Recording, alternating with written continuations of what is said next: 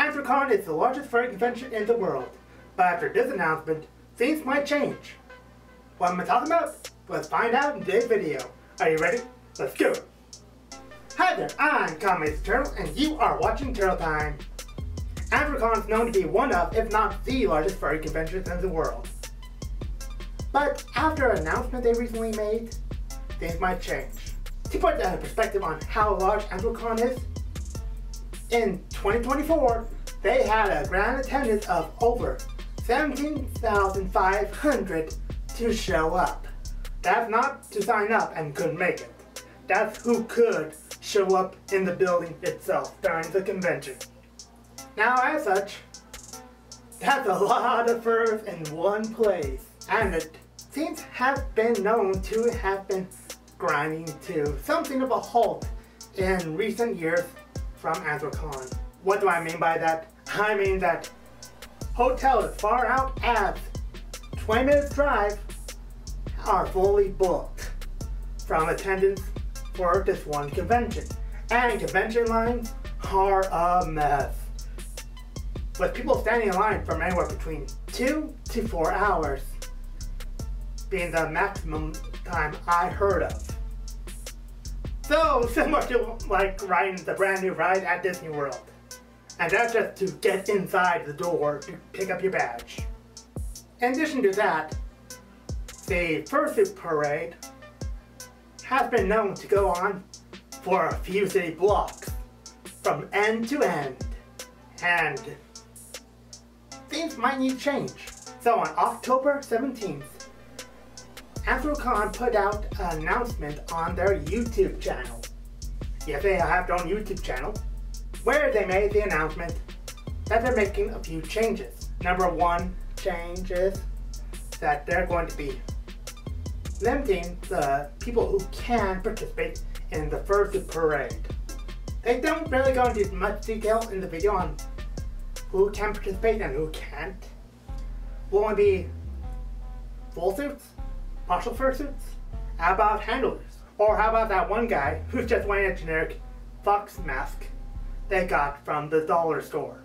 Well, that guy's pretty much out of the fursuit parade if they're going to be putting a limit on who can participate. A second thing they have actively said they're going to be changing is putting a limit on the number of attendees who can attend. Now, this is not going into play at first. However, we can estimate it to be,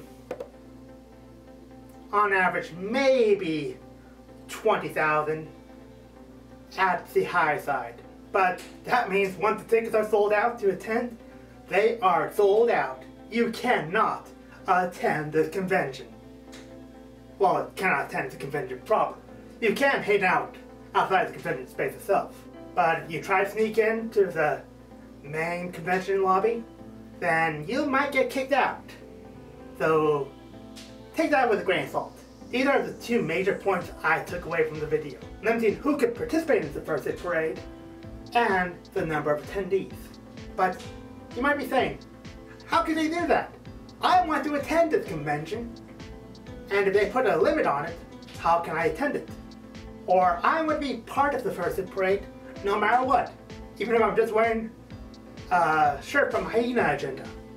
I want to be part of it. Well, there's a few points to take into consideration here.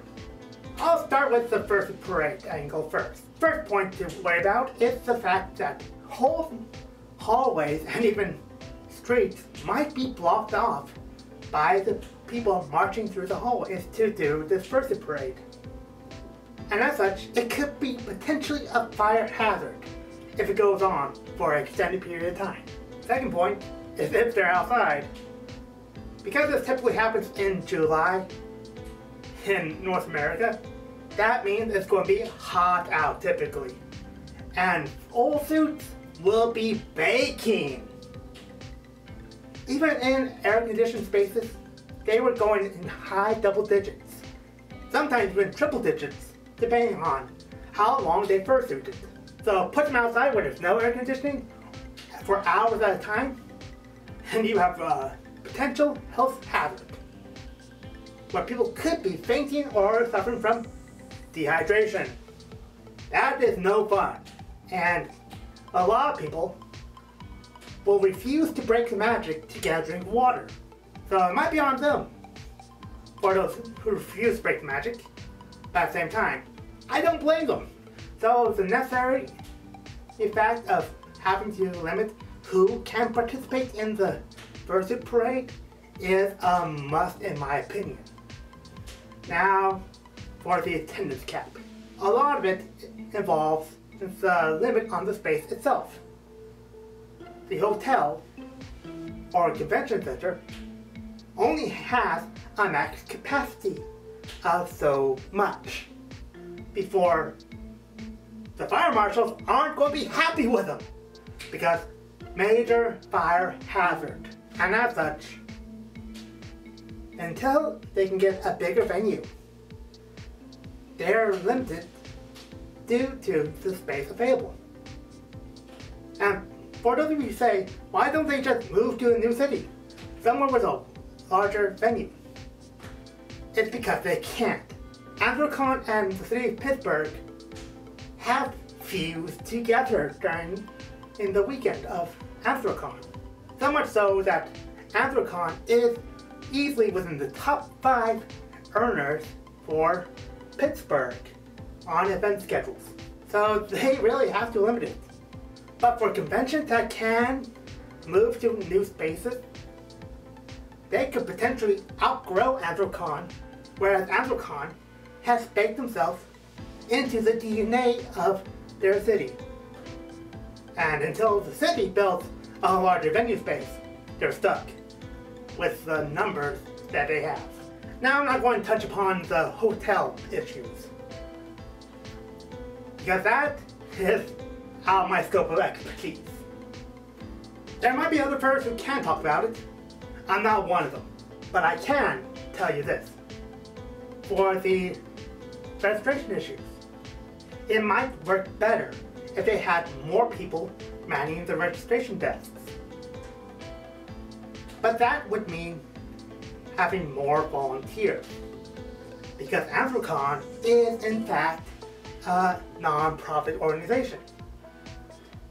And as such, they can't really afford to pay the people running the conventions.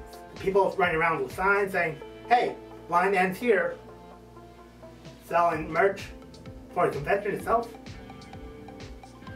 or manning the desks, are strictly volunteer positions. They may get a nominal payment, but by and large, to the best of my knowledge, they're not getting paid. Now what if they run it for 2 weekends instead of 1? 2 weekends back to back? Oh man, that would be pretty awesome, right? But you have to take into consideration, to rent out the venue takes a lot of money. And oftentimes, they're running against the wire on what they made from the previous year to what they have access to pay vendors, space for the convention itself, hotel rooms that they booked out, everything and anything that might cost money, the convention has to worry about. So the only way they can, in theory, run it for 2 weekends in a row is if they up the prices or find a way to get more people to attend so they can keep the prices at the same point but get more attendees.